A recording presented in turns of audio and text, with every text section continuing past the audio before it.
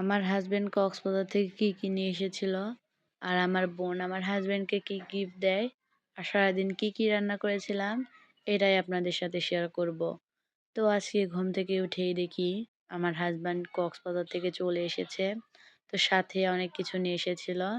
তো ব্যাগটা খুলেই দেখি ফার্স্টেই ছিল বাদামের চকলেট, আর তারপরেই দেখি এখানে ছিল বড়ইয়ের আচার, তারপরে ছিল আদার আচার, আর এটা ছিল আমের আচার। তো তারপরে এখানে ছিল যে আরেকটা বাদামের চকলেট। তো তারপরে এটা ছিল নারকেলের চকলেট, আর এটা ছিল রসুনের আচার। রসুনের আচার আমি কখনোই খাইনি, জানি না এটা খেতে কেমন লাগবে।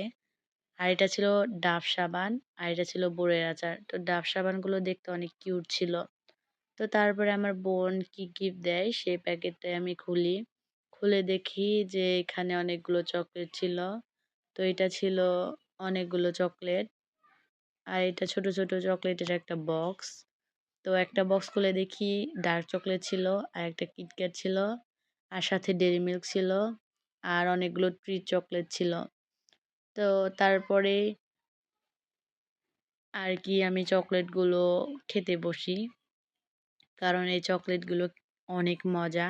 আমি ওকে না দিয়েই খেয়ে ফেলি চকলেটগুলো। তো কিটক্যাট চকলেট আমার বেশ পছন্দের, তো এটাই আমি আগে খেয়ে ফেলি, কারণ এই চকলেটটা খেতে এত মজা আর এত ক্রাঞ্চি, যা বলার বাহিরে। তো আর কি চকলেটটা আমি খেয়ে ফেলি ওকে না দিয়েই, আর বাকি সব চকলেটগুলো ওকে দিয়ে দিই। তো তারপর এটা ছিল বাদামের চকলেট, এটাও কক্সবাজার থেকে নিয়ে এসেছিল। আর এইগুলো নিয়ে এসেছিল ও একটা রেস্টুরেন্টে উঠেছিল, তো ওই রেস্টুরেন্ট থেকে এইগুলো ব্যবহার করতে দিয়েছিল ওকে, কিন্তু ব্যবহার করেনি, আমার জন্য নিয়ে এসেছে। তো তারপরে আর কি কিছু কাজু বাদামও এনেছিল, তো ওইগুলো আমি খাওয়া শুরু করে দিই, কারণ কাজু বাদাম আমার অনেক প্রিয় একটি খাবার। তো বাদামগুলো খালি পেটেই খাওয়া শুরু করে দিই আমি। আর সাথে একটা ডিম সেদ্ধ নিয়েছিলাম, ওইগুলো দিয়ে কি বাদামগুলো খাওয়া শুরু করে ফেলি। তো আমার হাজবেন্ড 3 দিনের জন্য কক্সবাজার গেছিল, আমাকে না নিয়ে চলে গেছিল। তো তার জন্য আমি অনেক রাগ করেছিলাম, তাই সে অনেকগুলো জিনিস এনেছিল। তার ভেতর কিছু জিনিস আপনাদের দেখালাম, আর কিছু জিনিস দেখায়নি। তো অনেকগুলো শুটকি মাছও এনেছিল, ওইগুলো আমার অনেক পছন্দের। আর সাথে করে কিছু ঝিনুকের মালা, ব্রেসলেট, আরও অনেক কিছু নিয়ে এসেছিল।